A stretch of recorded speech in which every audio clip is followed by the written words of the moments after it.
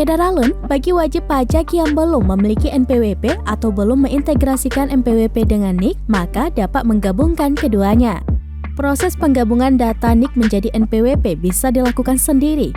Penerapan format baru ini pun telah berlaku sejak 14 Juli 2022 lalu setelah resmi diluncurkan oleh Menteri Keuangan Sri Mulyani pada Selasa 19 Juli 2022.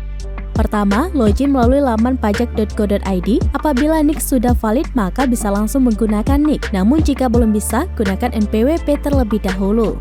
Berikutnya, informasi NPWP 16 digit telah tersedia di NPWP terbaru. Lalu masuk ke menu pemutakhiran data utama dan masukkan NIK pada menu tersebut. Jika sudah berhasil, maka NPWP dan NIK akan terkoneksi secara keseluruhan. Setelah memasukkan data NIK, Anda dapat memasukkan data lainnya seperti data diri, email, nomor ponsel yang masih aktif untuk urusan pajak, KLU, keluarga, dan data lainnya.